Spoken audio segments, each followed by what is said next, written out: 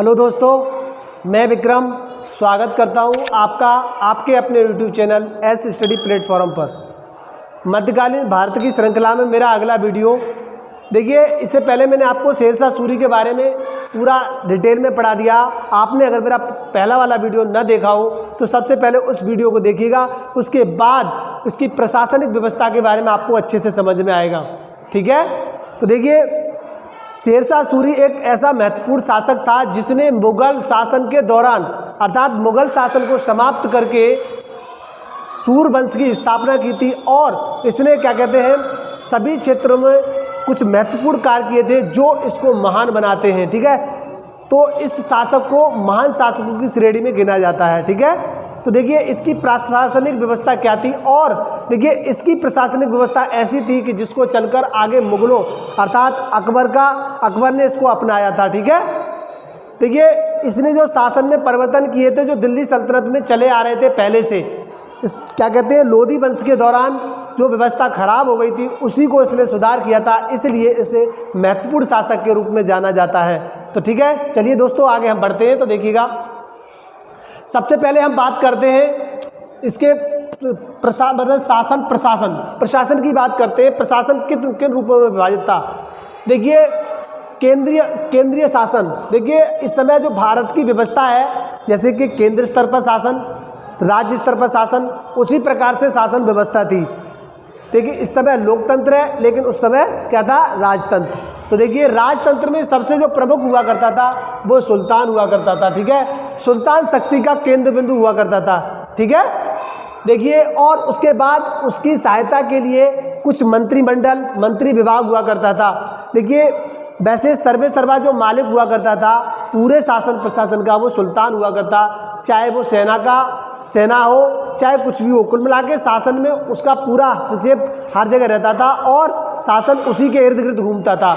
जैसे कि मौर्य काल में क्या हुआ करता था कि जो शासन था वो सारा का सारा राजा के इर्द गिर्द घूमता था। ठीक है, उसी प्रकार व्यवस्था क्या कहते हैं शेरशाह सूरी के प्रशासन में थी। ठीक है, तो देखिए मैंने बताया सुल्तान शक्ति का केंद्र बिंदु हुआ करता था। इसकी सहायता के लिए कुछ मंत्री परिषद बनाए गए थे, मंत्रिमंडल, जैसे दीवाने बजारत कौन हुआ करता था, लगान और राजस्व विभाग से संबंधित जो भी पैसे का लेन देन हुआ करता था वो उससे संबंधित क्या हुआ करता था, दीवाने बजारत के अंडर आता था। लेकिन हस्तक्षेप हर जगह किसका रहता था, राजा का रहा करता था। ठीक है, उसके बाद अगला पद था दीवाने आरिज। अगला जो पद था दीवाने आरिज हुआ करता था सैन्य संगठन का प्रमुख हुआ करता था। और देखिए जो सेना से भर्ती से संबंधित जो भी कार्य सेना से संबंधित होते थे क्या करते थे वो किसके अंदर आते थे, क्या नाम है, दीवाने आरिज के अंतर्गत। ठीक है, दीवाने आरिज से बना हुआ शब्द है दीवाने आरिज। ठीक है, तो देखिए वैसे सेना पर जो मुख्य रूप से जो केंद्र हुआ करता था वो सुल्तान का ही हुआ करता था। ठीक है, उसके बाद आगे बात करते हैं हम दीवाने इंशा कौन हुआ करता था, पत्र व्यवहार, यानी इससे पहले देखिए दीवाने रसालत हुआ करता, विदेशी मामले, पड़ोस के देश से कैसे संबंध रखने हैं, कैसे पत्र व्यवहार का संबंध बनाना है, कैसे राजा के मतलब बात को रखना है, वो सारी बातें किसके अंदर आती थी, दीवाने रसालत। ठीक है, उसके बाद आता है अगला है दीवाने इंसा का क्या करता, पत्र व्यवहार, सुल्तान के जो आदेश हुआ करते थे उनको भी लिखा जाता था और जो भी पत्र व्यवहार का काम हुआ करता था इसके अंदर आता था, अर्थात इसको लेखा विभाग के नाम से भी जान सकते हैं। ठीक है, उसके बाद आता है दीवाने काजी न्यायाधीश हुआ करता था, न्याय से जुड़े कार्य करता था। किससे जुड़े कार्य करता था, न्याय से जुड़े कार्य करता था। ठीक है, उसके बाद आता है देखिए इसके 1 2 3 4 जो हुआ करते थे, क्या नाम है, जो 4 जो विभाग हुआ करते थे वो प्रमुख रूप से होते थे। इसके अलावा और आ सकता है दीवाने काजा और दीवाने क्या काजा। ठीक है, दीवाने काजा। ठीक है, उसके बाद दीवाने बरीद जो हुआ करता था गुप्तचर विभाग का हेड हुआ करता था। ठीक है, अब उसके बाद बात करते हैं इसकी जो व्यवस्था थी क्या थी। देखिए केंद्र स्तर पर कौन होता था, सुल्तान। उसके बाद क्या करते हैं, इसको किस में बांटा गया था, सूबे में बांटा गया था। सूबा क्या था? देखिए सूबा को प्रांत एकता कहा जाता था। देखिए हालांकि कुछ इतिहासकारों का मानना है कि इसने डायरेक्ट सरकारों में बांटा था। किसको? अपने प्रशासन को सरकारों में डायरेक्ट बांटा था, लेकिन कुछ प्रांत का भी वर्णन मिलता है। ठीक है, उसके बाद देखिए उसके बाद क्या हुआ था? प्रांत के बाद होता था सरकार। सरकार क्या है? सरकार जो इस समय स्तर पर जिला स्तर की बात करते हैं उसे सरकार कहा जाता है। देखिए क्वेश्चन आता है, आपका क्वेश्चन पूछा जाता है कि शेरशाह के समय में तथा मुगलों के समय में जिले को क्या कहा जाता? तो सरकार कहा जाता था। ठीक है, सरकार कहा जाता था। उसके बाद बात करते हैं हम, देखिए जिला स्तर पर 2 अधिकारी हुआ करते थे। देखिए एक सिकदारा, ये सैन्य का प्रमुख अधिकारी होता था, सैन्य का प्रमुख अधिकारी। ठीक है, देखिए सैन्य का प्रमुख अधिकारी होता। अगला इसका पद हुआ था, अगला एक और अधिकारी होता था मुंसिफा, ये न्याय अधिकारी हुआ करता था। फौजदारी मामले, दीवानी के मामले ये यही देखता था। ठीक है, उसके बाद आते हैं, देखिए इसकी व्यवस्था प्रांतीय, प्रांत के बाद आपका आ गया सरकार के बाद आता है परगना जिस समय आज का ब्लॉक हम कह सकते हैं। ठीक है, परगना आज का ब्लॉक कह सकते हैं। देखिए इस समय यहाँ पे सिकदार हुआ करता। देखिए सिकदार तो यहाँ भी है, सिकदार यहाँ पे बड़ा अधिकारी हुआ करता है, यहाँ पर एक सैनिक के रूप में कार्य करता था। ठीक है, छोटे स्तर पर। दूसरा आता है मुंसिफ, एक मुंसिफ हुआ करता था जो ब्लॉक स्तर के न्याय कार्य को देखता था। ठीक है, जो क्या करता था? ब्लॉक स्तर पर न्याय के कार्य को देखता था। एक फौजदार हुआ करता था, फौजदार का काम खजांची के रूप में कार्य करना, उसका जो काम हुआ करता था खजांची के रूप में कार्य करना। अब देखिए इसके अलावा 2 क्लर्क हुआ करते थे जो सारा डाटा कलेक्ट करके सुल्तान के पास भेजते थे। सारा जो डाटा हुआ करता था वो सुल्तान के पास, सुल्तान को जानकारी में रहना चाहिए, इसलिए इसको क्या करते हैं? डाटा को कलेक्ट करके राजा को भेज देते थे। अब उसके बाद आता है गांव शासन की। देखिए सूर शासन में क्या करते हैं? शेरशाह सूरी के शासन में जो सबसे छोटी इकाई हुआ करती थी वो गांव पर कोई मुख्य अधिकारी तो नहीं हुआ करता था, लेकिन इस पर क्या किया जाता था? मुखिया या पटवारी, अगर कोई भी गलत कार्य होता है किसमें, तो इसका जिम्मेदार जवाबदेही मुखिया या पटवारी हुआ करता था। इसको भी अगर कोई गलत कार्य करता था ये तो उसको भी दंड दिया जाता था। ठीक है, उसके बाद आगे बढ़ते हैं। देखिएगा ये बात समझता हूँ समझ में आई होगी। ठीक है, तो फिर आगे बढ़ते हैं हम। देखिए व्यवस्था क्या थी? देखिए एक बार व्यवस्था को दोबारा समझ लीजिएगा। सुल्तान के बाद प्रांत के बाद सरकार के बाद गांव सबसे छोटी इकाई हुआ करती थी प्रशासनिक। ठीक है, उसके बाद बात करते हैं हम अर्थव्यवस्था की बात करते हैं। देखिएगा जो शेरशाह सूरी के समय में क्या हुआ करता था? आय का जो प्रमुख साधन था। देखिए भारत में सबसे ज़्यादा अधिकतर किसी भी, चाहे तो दिल्ली सल्तनत हो चाहे कोई भी शासन रहा हो, भारत में सबसे प्रमुख जो कर है वो कृषि कर है, यानी भूमि कर जो लिया जाता था वही सबसे बड़ा कर हुआ करता था। देखिए उसके बाद क्या था? आय का प्रमुख साधन क्या था? भूमि कर। इसके बाद इसके अतिरिक्त कौन था? बाजार कर लिया जाता था। टकसाल, युद्ध में लूटा गया माल, मतलब युद्ध में लूटे गए माल का भाग। ठीक है, वो भी एक टैक्स के रूप में लिया करता। जजिया कर, उपहार कर, जजिया कर भी लिया जाता था। जजिया कर गैर मुस्लिमों से, मैंने आपको बताया पिछले वीडियो में, सब में बताया मैंने कि आपको जो जजिया कर लिया जाता था वो गैर इस्लामिक लोगों से लिया करता था। ठीक है, दूसरा, और मुस्लिमों से जो लिया जाता था वो जकात। ठीक है, अब उपहार कर आदि के रूप में लगान लिया जाता था। ठीक है, जो लगान हुआ करता था वो उस समय कितना लिया था? 1/3 जो कर लिया जाता था, लेकिन कुछ इतिहासकारों का मानना है कि 1/2 लिया जाता, लेकिन 1/3 ठीक है लिया जाता था। देखिए टैक्स के रूप में राजा उसमें क्या करते थे कि जो फसल ज़्यादा समय तक चलती थी उसको फसल के रूप में ले लेते थे, और किसानों से टैक्स क्या करते थे, और जो फसल कम चलती थी, कम दिनों तक चल पाती थी, उसके रूप में सिक्कों के रूप में टैक्स वो ले लिया करते थे। ठीक है, सिक्कों के रूप में। अब किसानों को पट्टे पर भूमि दी जाती थी, और उनको उससे कबूलनामा लिया जाता था, और उनसे कहा जाता था कि आपको टैक्स समय पर देना है, और उस पर उसके हस्ताक्षर लिए जाते थे किसानों की।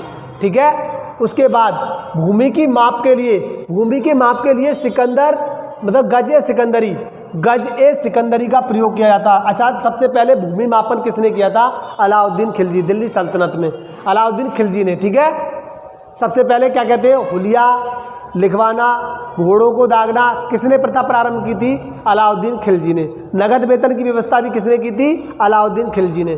ठीक है, तो देखिए गजे सिकंदरी सन ए डंडी का प्रयोग किया जाता था।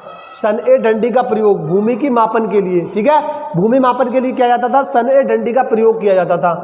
अब एक सन ए डंडी बराबर या तो 31 अंगुल या 32 इंच हुआ करता था। क्या सिकंदर यानी कि सन ए डंडी में 31 अंगुल या 32 इंच होते थे, ठीक है। उसके बाद देखिए और भी परिवर्तन किए थे इन्होंने सिक्कों के रूप में। क्या कर अर्थव्यवस्था ये थी, भूमिकर क्या लिया जाता, भूमिकर सबसे बड़ा आय का साधन था। दूसरा बाजार कर लिया जाता, टकसाल युद्ध में लूटा गया धन का भाग, और जजिया कर, उपहार कर आदि कर लिए जाते थे। और बनवाई थर्ड क्या लिया जाता था, कर लिया जाता था। और किसानों को पट्टे पर भूमि दी जाती थी, ठीक है। याद रखने से क्वेश्चन बनता है भूमि की माप के लिए गजे सिकंदरी, गजे डंडी, जो गजे डंडी में 31 अंगुल या 32 इंच हुआ करते थे, ठीक है। अब बात करते हैं सिक्कों की। सिक्कों ने इसने क्या किया था, जो पुराने घिसे पिटे सिक्के थे उनको बंद करवा दिया और उनकी जगह पर नए सिक्के चलाए थे। नए सिक्के चलाए थे तो सबसे पहले इन्होंने चलाया था चांदी का सिक्का, जो 180 ग्राम के वजन का होता था। कितना होता था, 180 ग्राम के वजन का होता था, ठीक है। तांबे का एक दाम, तांबे का दाम चलाया था जो 380 ग्राम वजन का होता था। कितना, 380 ग्राम वजन का, ठीक है। उसके बाद इसके ज़माने में देखिए जो सिक्के थे वो टकसालों में ढाले जाते थे और टकसालों की संख्या कितनी थी, 23। कितनी थी, 23 संख्या थी, ठीक है। तो देखिए इतना सिक्कों से संबंधित। पुराने सिक्कों की जगह पर नए सिक्के चलाए, चांदी का सिक्का 180 ग्राम का वजन का, तांबे का सिक्का 380 ग्राम वजन का, और सिक्के टकसालों में ढाले जाते थे। उस समय टकसालों की संख्या लगभग 23 थी, ठीक है। अब न्यायिक व्यवस्था, न्यायिक व्यवस्था और इसकी गुप्तचर व्यवस्था। देखिए न्यायिक व्यवस्था में क्या होता था, शेरशाह मतलब शेरशाह के समय में क्या करते थे कि शेरशाह जो राजा जो सुल्तान हुआ करता था वो मुख्य न्यायाधीश हुआ करता था पूरे देश का, ठीक है, अपनी शासन व्यवस्था का। देखिए स्वयं सबसे बड़ा न्यायाधीश हुआ करता था। और शेरशाह ने इसके देखिए शेरशाह ने सुल्तान उल अदल की उपाधि धारण की थी, ठीक है। न्यायिक व्यवस्था ऐसी थी इसकी। देखिए शेरशाह एक न्यायप्रिय शासक था। इसके समय में क्या करते थे, दंड बहुत ही कठोर हुआ करता था, जैसे मांस काट लेना, हाथ के बदले हाथ काट लेना, ठीक है, हाथ के बदले हाथ काट लेना, ये इसके समय की व्यवस्था थी, ठीक है।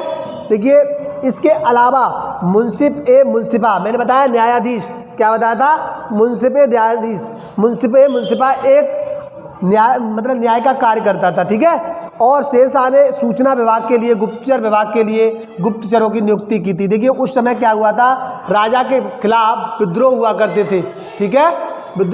सूचना प्राप्त करने के लिए गुप्तचरों की नियुक्ति की थी, ठीक है। क्या किया था, सूचना प्राप्त करने के गुप्तचरों की नियुक्ति, क्योंकि उस समय राजा के समय में क्या करते थे, विद्रोह ज़्यादा हुआ करते थे।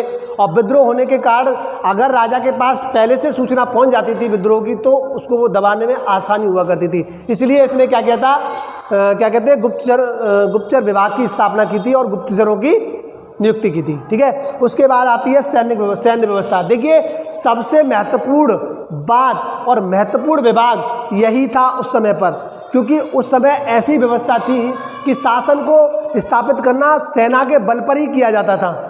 सेना के बल पर शासन स्थापित किया जाता था और सेना को बहुत अधिक मजबूत बनाया जाता था, ठीक है। देखिए तो उस समय इसके समय में क्या हुआ था, घुड़सवार, पैदल, हाथी और तोपखाना आदि सेना के प्रमुख अंग थे उस समय। देखिए घुड़सवार, इसकी सेना में सबसे अधिक घुड़सवारों की संख्या थी, ठीक है। और देखिए कई युद्ध तो इसने क्या किया था, तोप के बल पर ही जीते थे, ठीक है, तोप के बल पर ही जीते थे। और क्या किया था, इसने क्या किया था, इस विभाग को सबसे ज़्यादा मजबूत बनाया था, सेना को सबसे मजबूत बनाने का प्रयास किया था, ठीक है। दूसरा क्या है आपका, शेरशाह सूरी ने नगद वेतन की व्यवस्था। देखिए किसी भी व्यवस्था में अगर वेतन व्यवस्था ठीक होगी तो शायद वो विभाग सबसे मजबूत होता है।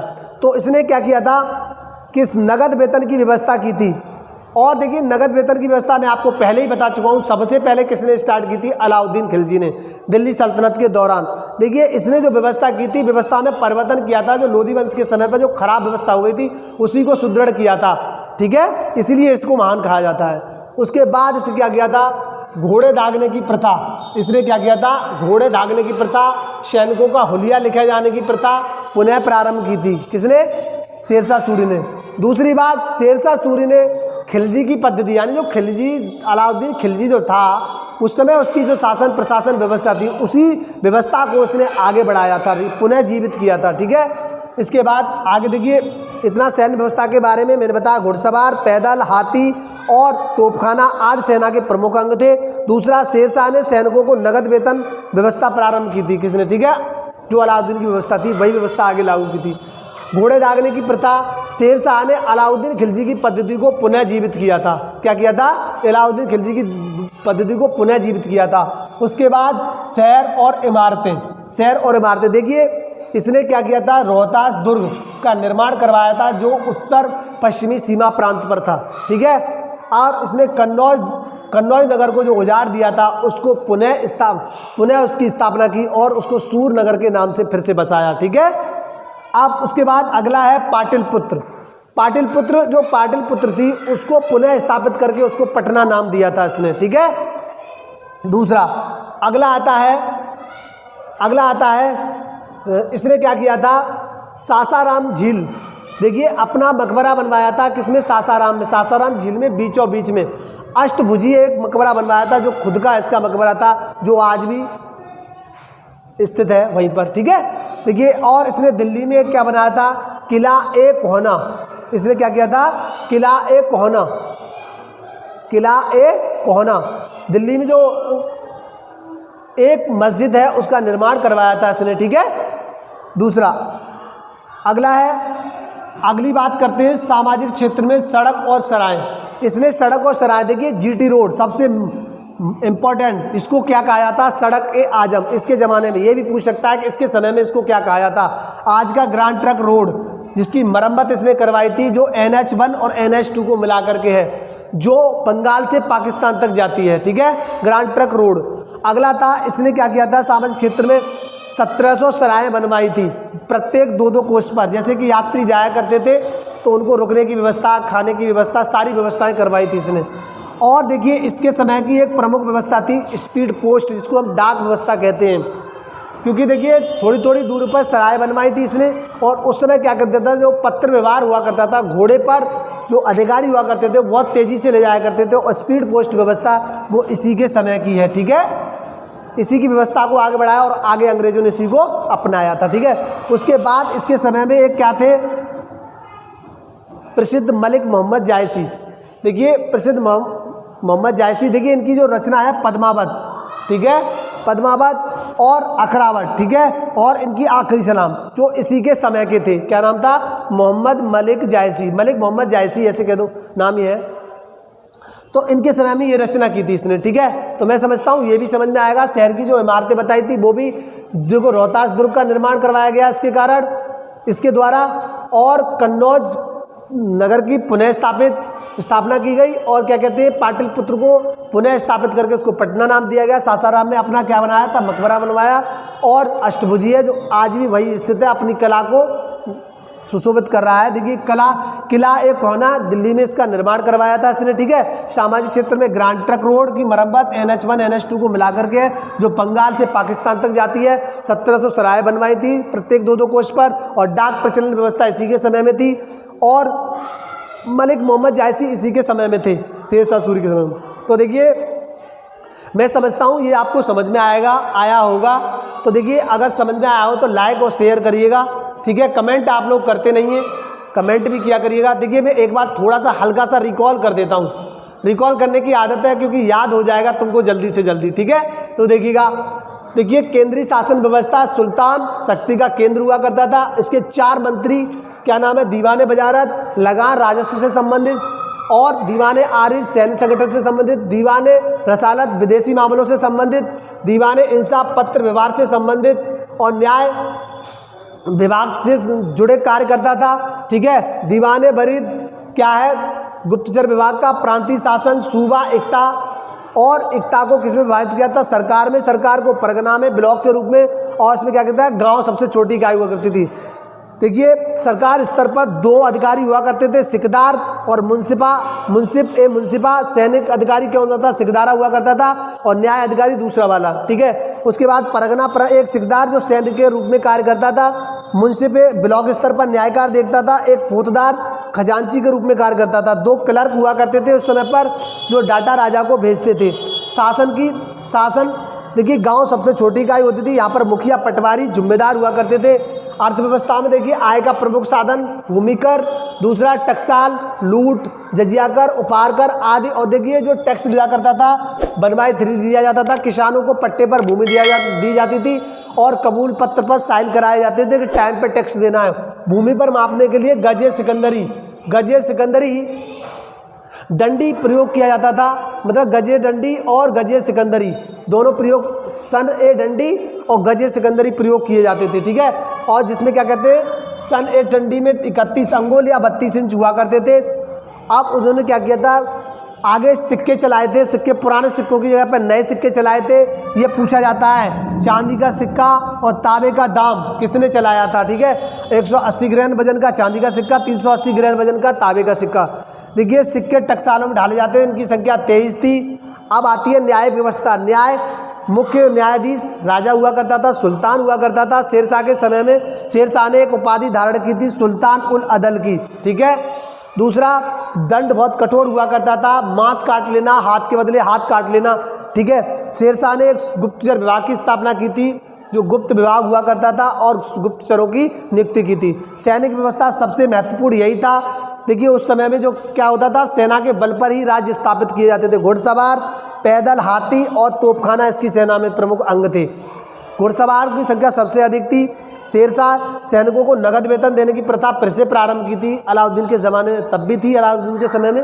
उसके बाद घोड़े दागने की प्रथा, हुलिया लिखे जाने की प्रथा पुनः प्रारंभ की थी। अलाउद्दीन की पद्धति को पुनः जीवित किया था इसने। इमारतें, शहर और इमारतें, रोहतास और दुर्ग का निर्माण करवाया था। ठीक है, रोहतास दुर्ग का। कन्नौज नगर को उजाड़ दिया था, फिर से उसने स्थापित किया और सूरनगर का नाम दिया। पाटलिपुत्र की जगह पे क्या हुआ, पुनः क्या करते हैं, पटना नाम दिया उसको स्थापित करके। सासाराम में अपना स्वयं का मकबरा बनवाया झील में। ठीक है, बीचों बीच पानी के। अष्टभुजी है किला एक कोना, दिल्ली में निर्माण करवाया था।